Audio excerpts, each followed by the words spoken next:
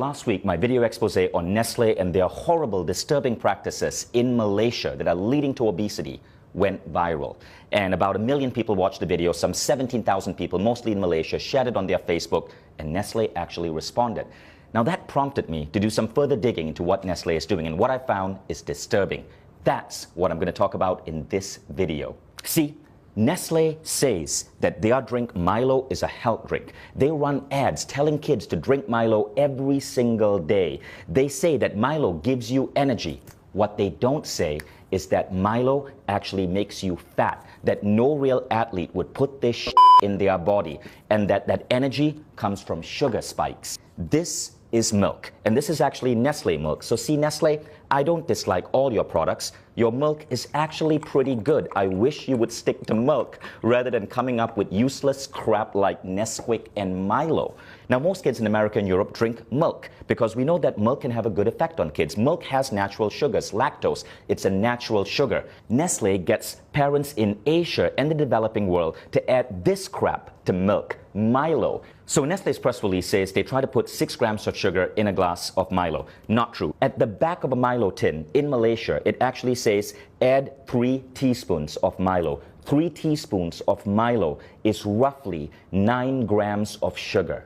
Now, you want to know what 9 grams of sugar looks like? 9 grams of sugar is roughly this. This are Nestle bonbons. This is a candy that Nestle markets. Each one has 3 grams of sugar. Candy itself is fine. My kids will eat this maybe once every 2 weeks or so.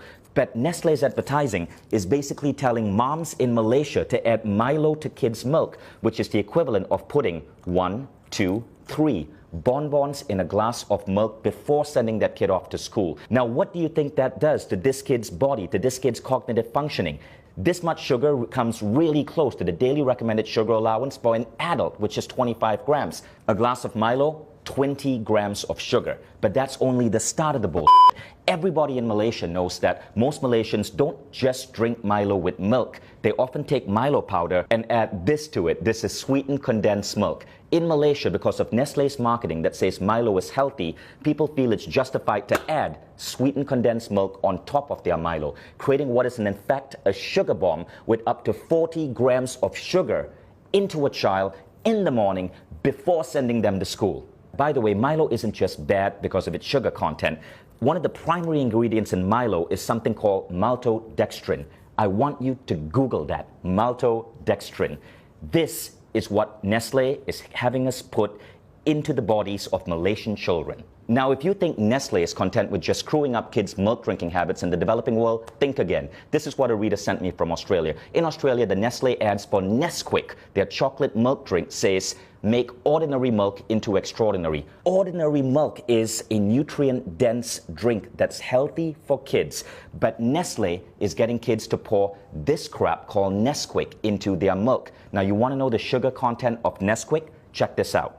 In 11 grams of Nesquik, there are 8.8 grams of sugar. That's 80% sugar, which is why in Britain, the government banned Nestle from advertising Nesquik as a great start to a child's day. Now, it would be disturbing enough if Nestle was simply, as a massive food company, screwing up the way kids drink milk, but they are also screwing up breakfast. So this is a breakfast cereal from Nestle called Strawberry Minis, right? Strawberry Minis, there's a picture of a strawberry here. It looks healthy in every way, but then you read the ingredient label. And by law, Nestle has to list ingredients in order of most common. Here's the ingredient label for Strawberry Minis. Number 1 ingredient, sugar. Number 2 ingredient, palm oil. Number 3 ingredient, glucose syrup. Number 4 ingredient, maltodextrin. Number 5 ingredient, cornstarch. Number 6 ingredient, salt.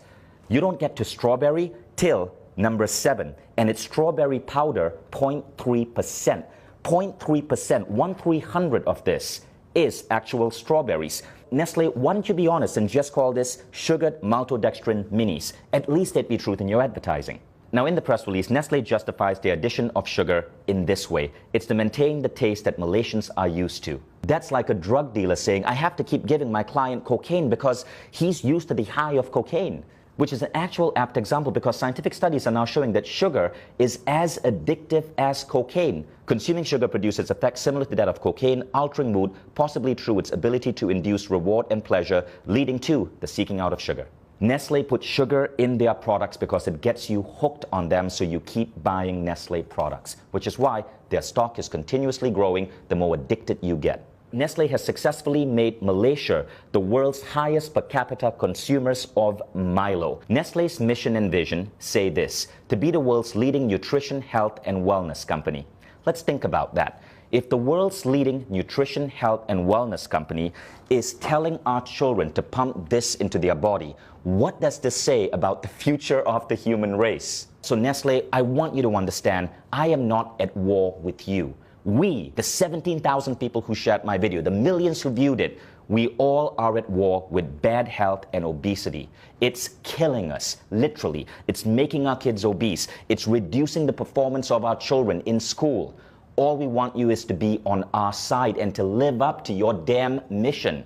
And that means being truthful in your advertising and not putting craptastic, sugary like this and calling it food. Now, Nestle has been in controversies before. There was the baby powder controversy. Millions of babies malnourished because Nestle convinced women in India and Africa to feed their babies Nestle baby powder rather than breast milk. There is the water controversy in the United States, where Nestle has become the world's biggest supplier of bottled water, and in many cases convincing people that they need to buy expensive plastic bottled water, which ultimately causes mass plastic pollution, huge greenhouse contribution, rather than drink the water from their tap, which in many places is actually clean. There's the Nesquik controversy in the UK, where Nestle was banned from saying Nesquik is a great start to your day. All of these controversies were exposed. Nestle had to change practices because people like you spoke up. People like you would not let a large corporation get away with the lies, which is why I really appreciate you guys who shared that last video. There was something Nestle said in that press release that I really liked, and we got to give them credit for.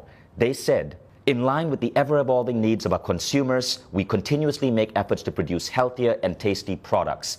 You know what this means, people of Malaysia, Australia, Indonesia, the Philippines. Nestle says they're listening to you, so make your voices heard. Share this video, dub this video in your native language. You can even take the script from this video and the previous video, act it out yourself, put it up on your YouTube channels. You get the views. Share it with your friends on WhatsApp, share it on Facebook, spread this video. Nestle says they are listening to you. Let's see if that's true or it's another Nestle lie. Thank you all in advance for sharing this. And Nestle, I look forward to your next press release.